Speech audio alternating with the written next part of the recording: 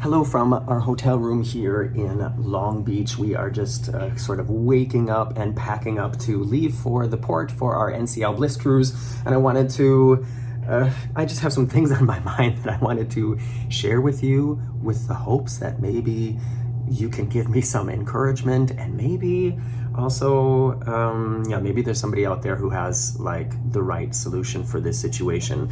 I just got out of the shower. That's why I look like I look. I'm not trying to be pretty. I'm just trying to talk, okay?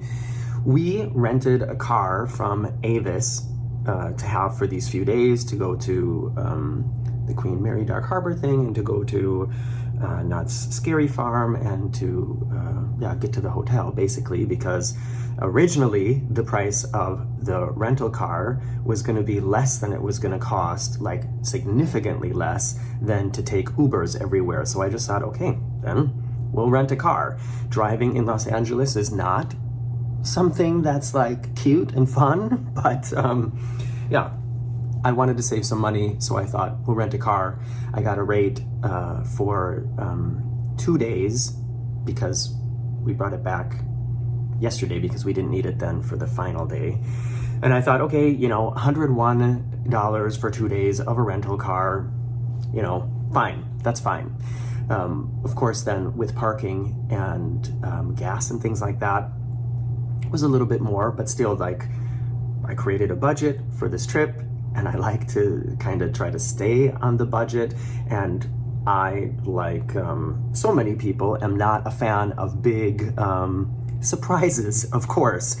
So when we got to the rental counter at the Los Angeles airport, I was a little bit confused because the guy at the counter said, all right, so I'm just gonna print up or run up your agreement here, and it came up on the screen. There's a screen facing the customer side, and there were some things on there that I know I didn't ask for, and the sum at the bottom was different than what I already paid. And I said, I think there's some confusion here because I paid for the car in advance over Expedia. And he said, yeah, I know, you just need to sign here, here, and here, and then we're all set. And I asked him again, but what are these charges? I don't think that I need that because I paid for everything in advance. And he literally said, like, this is what he said. Yeah, I understand you paid in advance, but this is what you have to pay here. And I thought, okay, well, then I guess that's that. We had just gotten out of a plane that we were in for 12 hours, and I was sleepy, and part of me thought, wait, Morgan, ask again. Something about this seems wrong. But then on the other hand, I thought, I just want to get out of here. I just want to get in the car and get to the hotel and take a shower and be on with my fun. You know what I mean? I'm pretty sure most of you can relate to this situation. Well, so we brought the car back yesterday and got the final invoice, and all of a sudden the car cost not $101 like I paid in advance and like I budgeted, but $170 something. And that's frustrating and annoying. So I wrote to Expedia to tell them, listen, something's gone wrong here. They added charges that I didn't want. Expedia got in touch with Avis, and Avis, this is so frustrating, and I bet this happens a lot.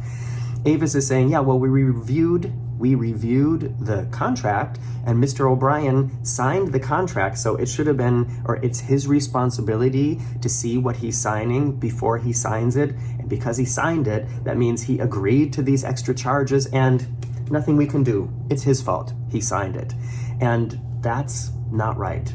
That's not how it should be. And I asked Marcus, because he was standing right behind me while I was picking up the car, I said, do you remember, did he say, oh, Mr. O'Brien, if you'd like, we can add this and this and this, and this is what that would be for. You don't have any personal effects coverage at the moment, but if you like, I can add it for this much money. And Marcus said, no, absolutely not. He did not say anything like that.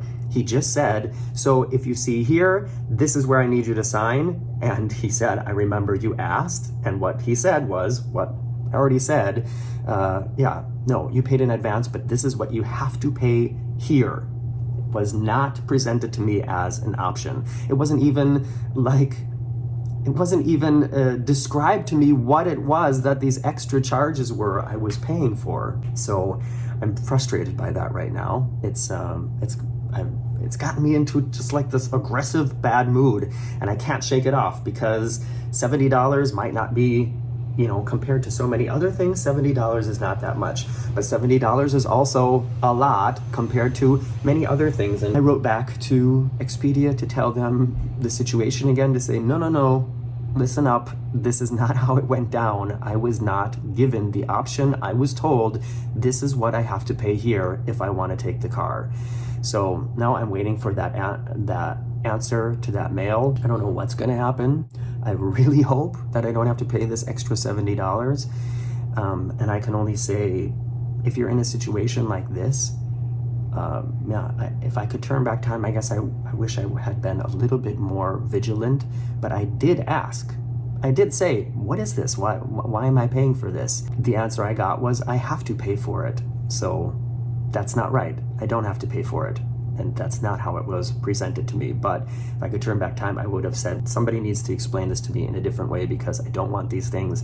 I don't want to pay for them. And I don't think I have to pay for them. So that's my day so far, but we are going to be leaving soon here. I want to take you here and show you the outside. This is our view. I know right across there is the Hotel Maya, where a lot of people stay before their cruises. Over this way, so behind that building, is where the Carnival Cruise Port is and where the Queen Mary is, and we're going over there to the San Pedro Cruise Port. And yesterday, I don't know if you've watched Sunday Sofa Time already, but yesterday was like this random rain shower here in Los Angeles, and I ask you, how often does it rain in Los Angeles? Not very often, right? Anyways, that's my little rant. Thanks for listening. Thanks for any words of encouragement, or if anybody has any connections to Avis and can help me get this money back, please let me know. See you soon.